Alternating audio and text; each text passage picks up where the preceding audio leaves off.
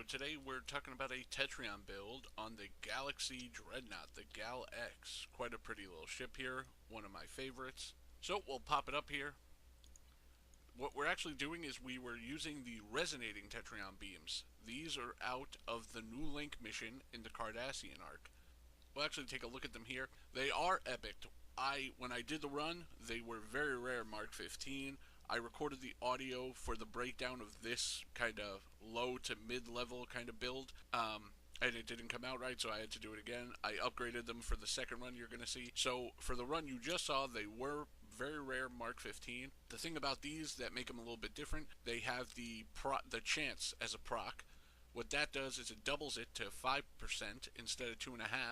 That they do the damage you see down there to all shields. Right now we have it at 1602. One thing we found when testing, and a shout out to Darth Proteus, who first kind of theorized to check if this works, was that Drain X actually boosted that damage. Even though it's not a shield drain, it's shield damage, but Drain X does actually improve that damage. So we decided for this kind of low to mid-level kind of build to go heavy on drain to really help those out. We're running Tetryon, but we do have the Quantum Phase set on, because when we're going for kind of a drain build like this, that set is really good. So yeah, most of our damage is coming from Tetryon, but we do have the one Quantum Torp, and obviously the Phaser we have just back there for the 3-piece set. So as we said, we have the Quantum Phase set. In the back, we have the Omnidirectional Anti-Chronoton. It's a mission reward. We're using that with the Temporal Phase Overcharged Warp Core 2-piece set that's giving us plus Tetryon damage. That's from the mission Butterfly. We have the Nakura Web Mine Launchers, which we're running with the Nakura console from the rep. That's giving us some drain. We decided to go with the Quantum Phase set for space. The Deflector gives us a really nice amount of drain, even at just Mark 14 here. Very rare. If you upgrade it, it jumps up, I'm sure.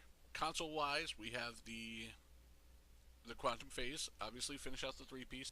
The Sensor Burnout console, it's giving us some crit chance and some drain. For tactical consoles, you'll see, we have 2 of the locators for Tetryon. We have the 0 Point, which is giving us crit chance and drain, and we have Domino. But either way, it's not a huge part. It's definitely a nice console, but it's not like it's going to destroy this build, so you could just kind of swap in something else, another locator, or the assimilated, anything else really can go there. Trait wise, we have a few like a Good Day to Die, cyclical power capacitors, which is a boost to our drain one here, because we are trying to go for as much drain as we can get. We have Honor Dead, real cheap. That's, you know, very inexpensive right now. And then the rest are just kind of the ones we get for having our specializations all the way maxed out. We have Unconventional Tactics, improved Pedal to the Metal, we have improved command frequency, and critical systems. So obviously this is kind of a low to mid-level kind of build, we'd say. It does cost some EC, but not nearly the kind of EC that you would for like a high-level build. So I just mean this is something you have to grind for, but it's more accessible than having to get all those hundreds of millions of EC. And obviously for this build, the ship can change. I just picked a ship I wanted to fly, kind of. You know, pretty much we were just trying to see about these resonating Tetryons, and you know, they did a good job in that run. With this build, we got around 60k. I'd say this kind of build, obviously a better pilot can get more out of it. Somebody who doesn't have as much experience playing might get a little bit less, whatnot. You know, so if you want to run Tetryon, these are a good set that you can get from a mission, so they're really nice. The next one we'll look at is a little more high-end. We're going to do that ISA now and then do a quick talk about it at the end, so stay tuned.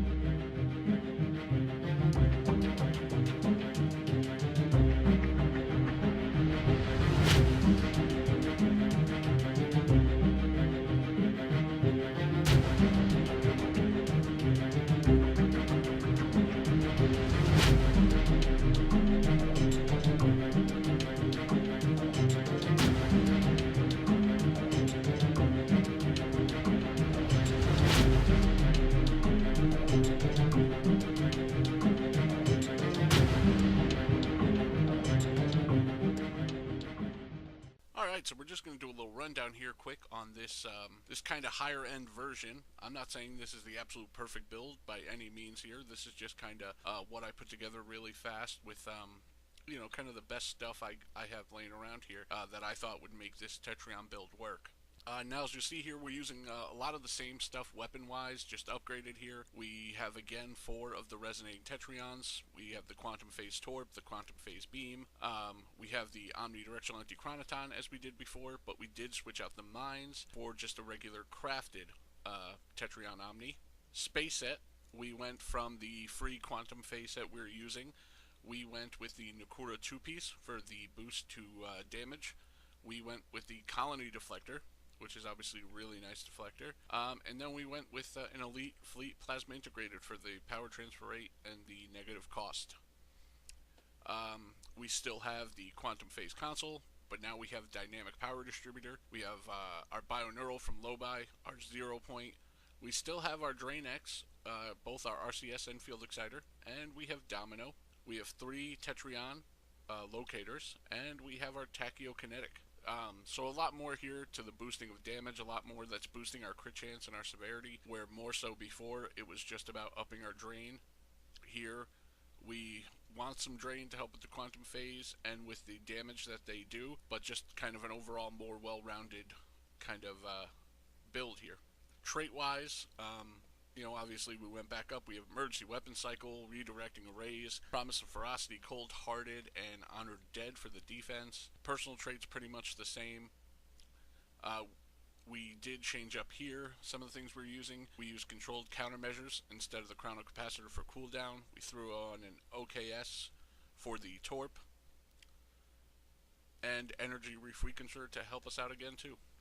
One thing you'll see here that we kind of changed up, we went with Aux to Bat, which is a big difference from what we were running before. This ship has the engineering seating that makes that really easy, and that helps with our tactical ability since we're only running 1 copy of each with the limited seating we have. So that definitely helps out. We still have our Contrary Firepower 3, still have our structural analysis here for a little bit of debuff, emergency powered weapons, you know, pretty basic here, nothing crazy.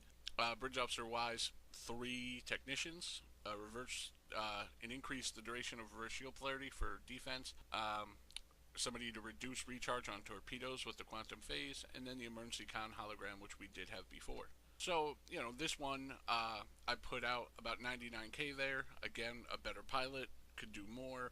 Somebody with less experience might get less out of it, obviously. So obviously, again, we picked the Fleet Dreadnought carrier, the Gal X. You know, are there better ships for this kind of beam build? Yeah, sure, absolutely. I just picked something fun, a ship I haven't flown in a while. I love the way it looks. You know, that's half the fun for me. It had decent seating for this kind of setup with the Aux to Bat and whatnot, so it worked out. Hope you guys enjoyed. If there's, again, this video was actually asked for by somebody who watched the last one with the Quantum Torps, and they said that they run these Resonating Tetryon, and they just wanted to see what somebody else kind of put together for a build with them. So, you know, if anybody else is anything like that, again, I do these videos purely for fun. You know, I love doing them. So, if it could help anybody, or if somebody just gets a kick out of watching them, that's great. So if you have any kind of builds you'd ever want to see, just let me know. You know, it kind of became my end game content. So, hope you guys are having fun, and see you guys later.